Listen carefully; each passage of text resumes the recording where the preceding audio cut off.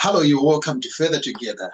Enriching relationships, creating a better future. Your friends here, Kuds and Priscilla, we want to take this opportunity to say thank you and welcome. If you are coming here for the first time, we want to take this opportunity to say welcome and hope you enjoy the content that we do share here. We have tons of videos that are down on this platform, so feel free to enjoy, browse, and also share with friends, like and follow. If you are a regular, thank you so much for coming back again. That shows that you trust the content that we do share here. We are here mainly every Thursday with a guest or a topic. Yes, guys, do let us know where you're tuned in from. Do like if you haven't yet, and press the follow button so that you do not miss an episode right here on Further Together. And last week we had an amazing couple joining us. We really had a great time, and we are hoping that you enjoyed your Valentine. Yes, since it was during the week, we know that some of you might be going out during this weekend, and those of us who enjoyed during the week as well. Well, you know, it was a precious time. We had a nice time. It's a rare moment after having been in 2 Valentines and lockdown. You know, it was kind of, oh, what's happening again? Mr. Matsigatire, how are you? Thank you so much for joining us all the way from South Africa. It's good to see you. And tonight's topic is one which we love most, date questions for couples. We are advocates for date nights, dates, dates, and no matter what time you do it. Just the two of you taking time to go out and sit down and have a conversation. And one thing that we have discovered is most people who have come to us, when they go for dates, they just take it as a time of eating and drinking or watching a movie. But the real reason why you are going out, coming out of this busy life, is not just for food and drink and the movie, but it's for you to connect, for you to have deeper conversations. Hence, we say these days you can have them either in a restaurant, in the forest. There is no one place that we say go this place. So if you can afford a restaurant, bless you. If you think no, we want to have a walk in the park, bless you. If you want to have a picnic in the bush, that's it. As long as you are creating time for you and your spouse so that you have deeper conversations. And I think one of the things that we were sharing to ourselves is that this is not just about food. It's not just about us going out, enjoying a meal together. Because honestly, if it's about food, you will just get bigger and bigger, and you're not really gaining anything out of the time that you're spending together. So we were looking at it ourselves, and we realized that it is not always easy to find the right things to talk about during date time. You know, sometimes we may start talking about the business side of our relationship.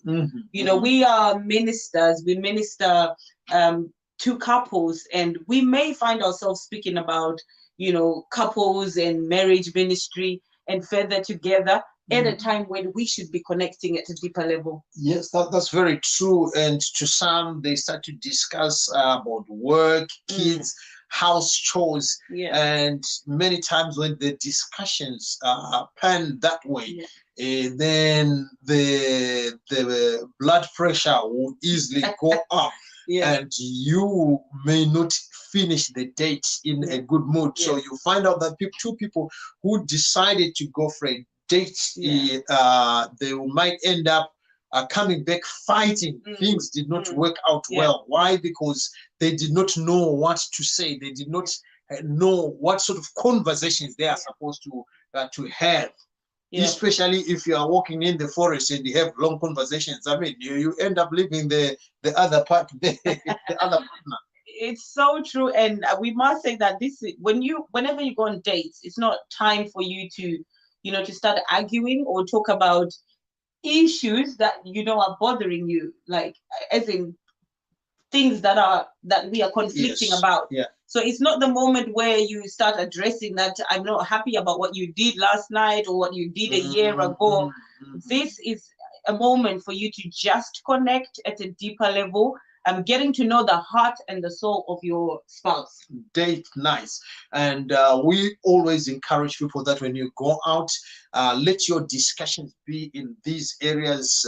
Concentrate, look at the past when you're talking, questions that have to do with the past of your spouse, you know, their upbringing, because you need to understand them more. Look for random questions as well, which are not, you know, directed to anything, but just to know, because you want to know the person deeper. We are evolving, and time and again there are some changes that are happening to me. Sorry, is to my wife. Questions in regards to life, relationship, and intimacy. Yeah, absolutely. Those are what we think are very crucial to focus on, especially when you go on date time, so that you can connect at a deeper level.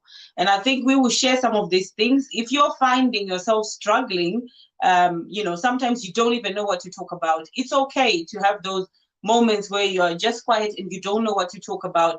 But we thought bringing this in can help foster those effective connecting conversations between you and your spouse. So you are not alone if you're finding yourself talking about work, business, and stuff like that. So these are some of the questions that we think are critical, based on research, based on our experience as well. Be intentional, because even we ourselves, when we go out, sometimes there are moments where we have to call each other and say, look, babe, we did not come here for business. We did not come here to discuss about the kids. We did not come here to discuss about sometimes it's your to-do list.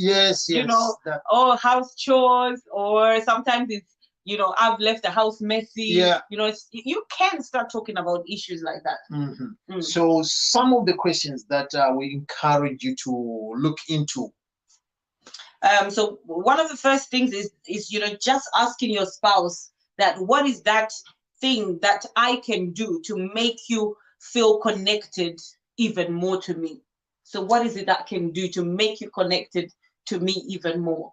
So this question, in as much as you are asking to the other person, but it's a question whereby you are saying you are open, you want them to open up to what their expectation is, because everybody got their own expectation.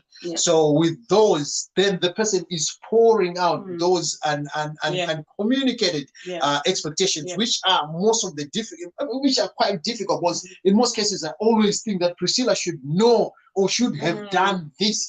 So instead of me to live in should have, then if she asks me that question, then it becomes easier for me to pour my heart that, you know what, I feel if you could do this and this and this, it makes us to get connected more. And if I can share, we've asked ourselves this question before, and one of the things that you were mentioning is that when you're understood, you know, you're more, you feel more connected to me. So you were saying to me that, understand me, baby, understand when I'm talking, you know, just take a moment to understand. And one of the things that I was sharing that, you know, what I felt would make me connected to you even more was that, listen to me, you know, without advising me. So everybody has, you know, those things that will make them feel even more connected to their spouse. But unless you share those things, they're not going to know. Yes.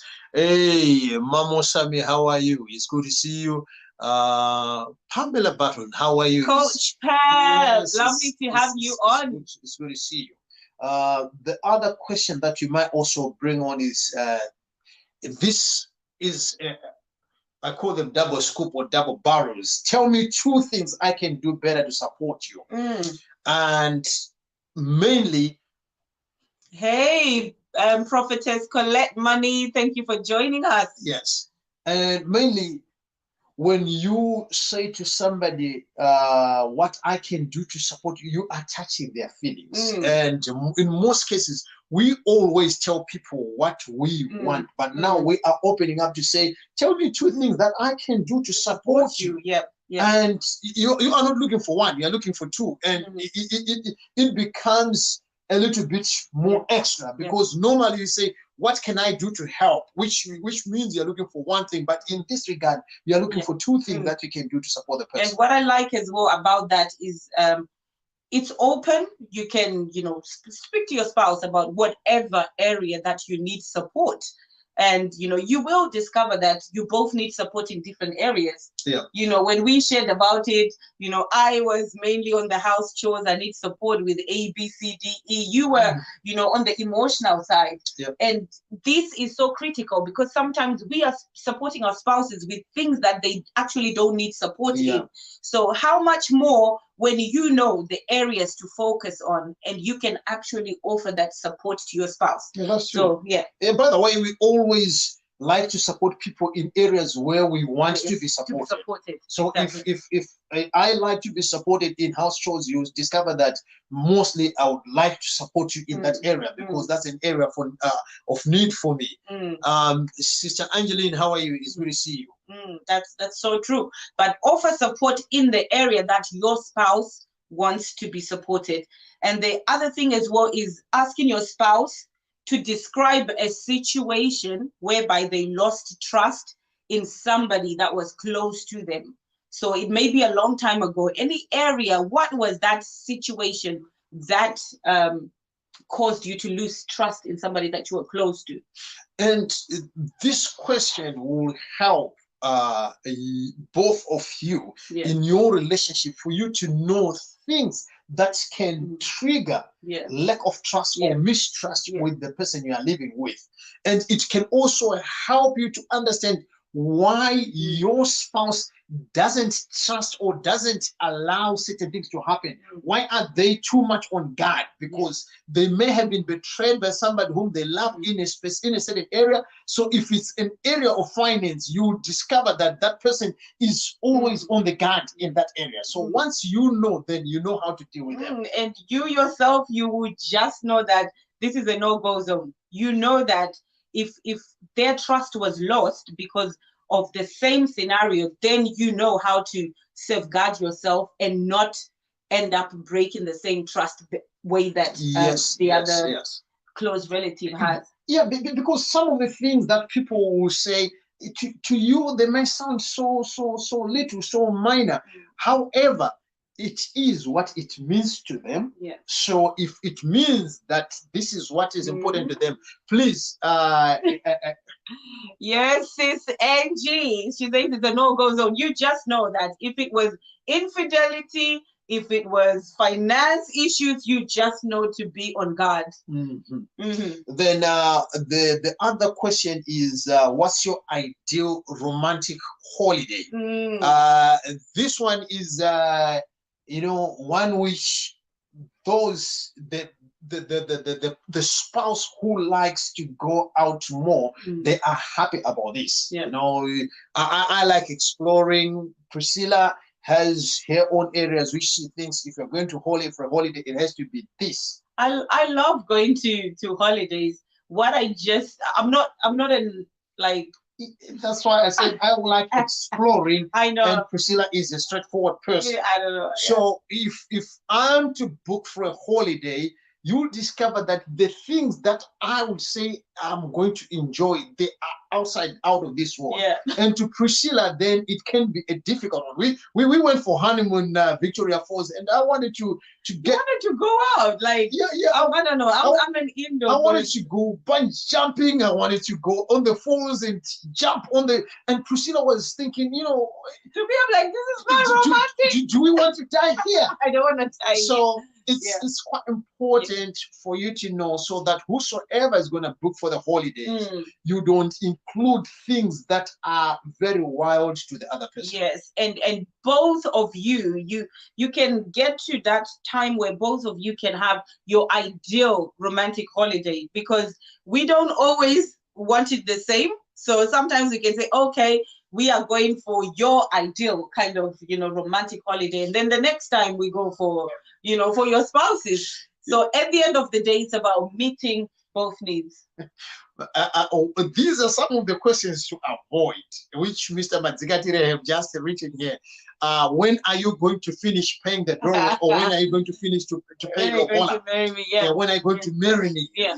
I mean, it's now finishing to pay the doorway or lobola. Yeah. You know, these questions, they are quite provocative. Yeah. So if you are going to go that way on a date, there are high chances that you may come separate ways. Someone may say, "I'm not going to marry you anymore." Yeah. What I gave your parents is enough, you know. Yeah. After all, I've paid for the lunch. So let's. These are some of the questions to avoid that makes the person to feel very much attacked, or the person to feel very much, you know, confronted his failures or his areas of weaknesses. Because when you're asking such questions, you're like saying, you know, you still have this, it's a weakness on your side. Why don't you do this? Yes, and Coach Pam is giving us a word right here. She says this all comes with open communication. That's 100% very true. Very true. Yes. And she says that we really have to be intentional about these kind of conversations. Maybe discuss this on date nights. That is absolutely something to discuss about, you know, being intentional about having these open communications. Another thing is that what do you feel is the most romantic thing that I've ever done for you? The most romantic thing. Remember, you are asking, what do you feel? It's their feeling. So don't assume. There are moments where you have gone all the way out to buy probably something which is very expensive, and they may not point that thing. Probably. I mean, I remember when I told you mine, you were like, "Oh, really?" It was something that you don't need money to buy. It's something at my disposal, and it's something that I have been neglecting. So I would go all the way out to look for something very expensive. And yet what makes her feel, what I really found romantic was totally different. So ask these questions and be open to receive it when people brings it. Don't say, "Oh, but by the way, but I spent $200 for that."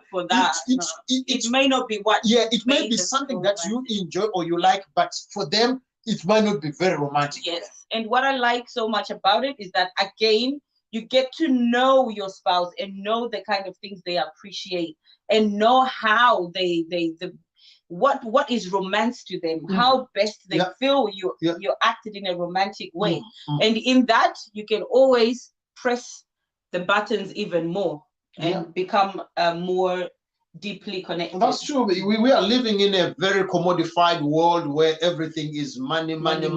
So some of the things, hear me and hear me well, you'll be surprised that some of the things that people makes them feel romantic might have less or nothing to do with money. For some people, it's when you came to work and you picked me up. Some is when you sent flowers. It was on my birthday. It could be anything. Absolutely. Some is just running the bath. Running the bath for me, it makes that. And for us women, sometimes it'd be like, "Oh, the day when I came home and the house was spot on. You cleaned all the house. You cleaned the house. You did all the dishes." That can be. It's their feeling. So their feeling is not wrong. Yes. And what book has had great impact in your life? This one is very important because it also makes you to connect. Once somebody shared with you a certain book or specific book, we believe in growing together. Make efforts to look for that book and also read it. I have a book that I recommended to my wife, and yes, it's a tiny little book I called "Who Moved My Cheese," and she was. And the way you sold it to me, I would say you really sold it to me. The way you sold it to me, and you told me how it has impacted your life. I was like, you know what? I need to grab hold of this book so that we can be on the same same level. So it's quite important to know where have they been feeding, what sort of books did they read, so that you'll be on the same level. And we will also mention the one by Nelson. He says, what is your favorite memory as a child? That is very, very important, because you're going back in time. Yeah. You're understanding their past. By the way, we say their past, their present, the life, relationship, and intimacy. Yeah. So when you answer that question, you are taking them to their past. Yeah. And that makes you also to understand the habits or certain characteristics, which they portray. Why? What did they enjoy? Yeah, why is that their favorite memory? That will give you an idea of who they are and what they like. And you will actually see their face lightening up. Why? Because you're taking them back in time to that moment. And this is when Priscilla knew the reason why I like boxing. When she asks such questions, I'll open up. This is how she knew why the reason why I like. Yeah, and because of going in the past, I know so many crazy things. I know. How naughty you were. Yeah. I know, when you got the baddest lick of your life. I know all of that. So very, very important to go back in time and understand your spouse's past. And another follow-up for that in the past is tell me about your favorite memory of us dating. Yeah. What's your favorite memory of us dating when we were before we got married? Yeah. So that as well is getting back into the past. And I like that no matter what stage you find yourself in your marriage, you may be 15 years in, just going back in time, you're like reliving that moment, that dating experience. We talk about these moments like, oh, how crazy we behaved in that moment, when we went for dinner. When we actually shared a moment when we went our first date. And we went to this amazing was it restaurant? A restaurant. It was a hotel. Restaurant, yeah. And you bought breakfast for me, but I was very shy. Actually. I was very shy. You know how we are told, you don't have to eat. That's what we were told, like growing up, that when you're dating a guy for the first time, don't go and show your true colors. Take your representative, bring forward Priscilla, who doesn't eat very much and stuff. So he ordered food, and I was I think I had only one spoon, and I was like, you know what? I've had enough. And funny enough, this man, to the glory of God, confess your sins. I ate my food and I finished, and I pushed my plate away, and I said, babe, are you gonna eat that the food before you? And she said, no, I'm okay. I said, okay, bring it here. Can you imagine? I put the plate, I ate the food again, to the glory of God, finished it. Then I pushed the plate aside, ordered a drink, another drink, to wash down, and I enjoyed myself. And I was just looking at him, I'm like, oh my God, I am so hungry. And this guy is eating my food. I'm so hungry. But guess what? That was one of our favorite memories. And since then, I was like, with this guy, if you're hungry, he buys the food, you eat it. The other question is, in what areas are we the same? Yes.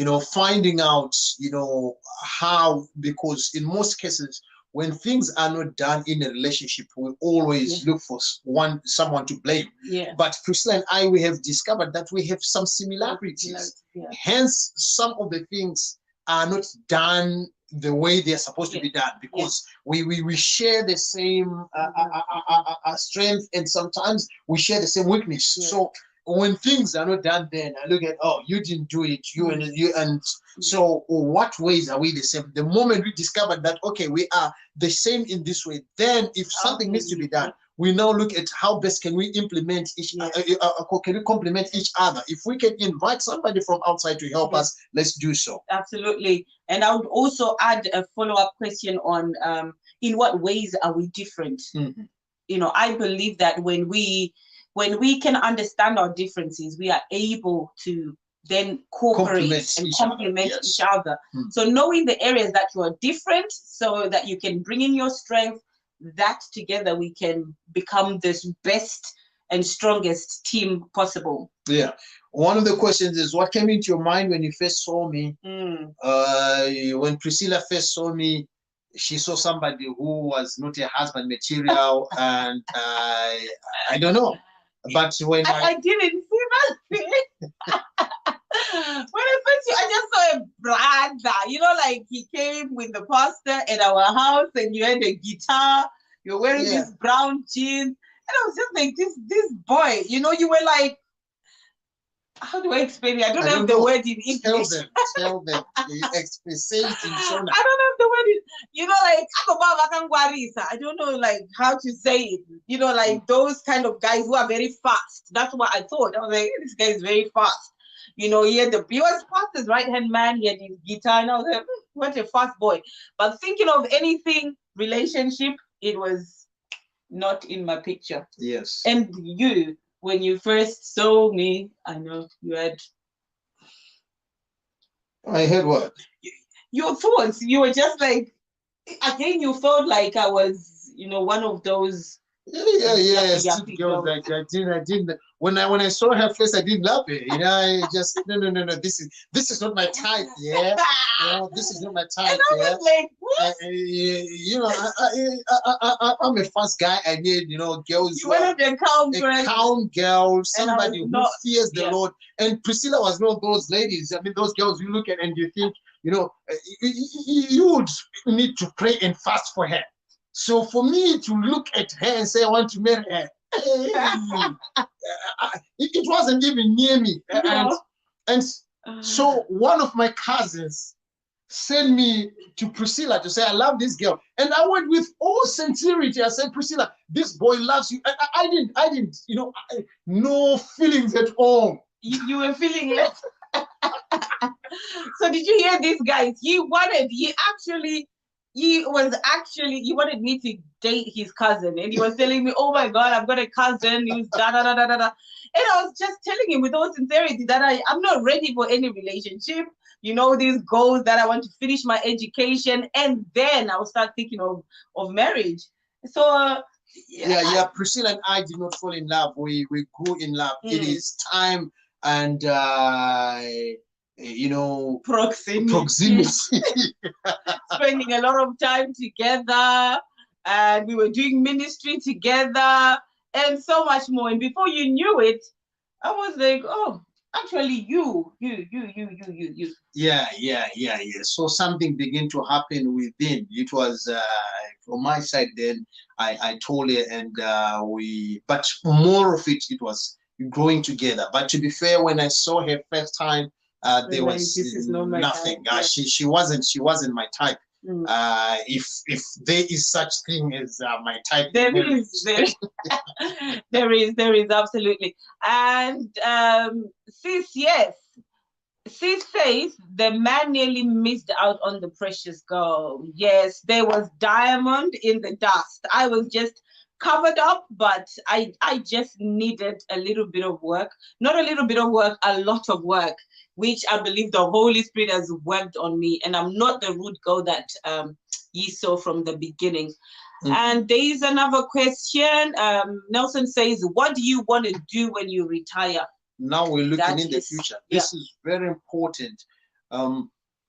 I've discovered having time with most men with some men in the UK who are above the age of 45, 50, somewhere thereabouts, and whose origin is Africa.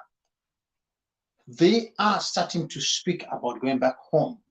And a large percentage of men in their 50s and their 60s who are in the diaspora right now, they want to relocate. However, their spouses feel like if we relocate, we will dislocate.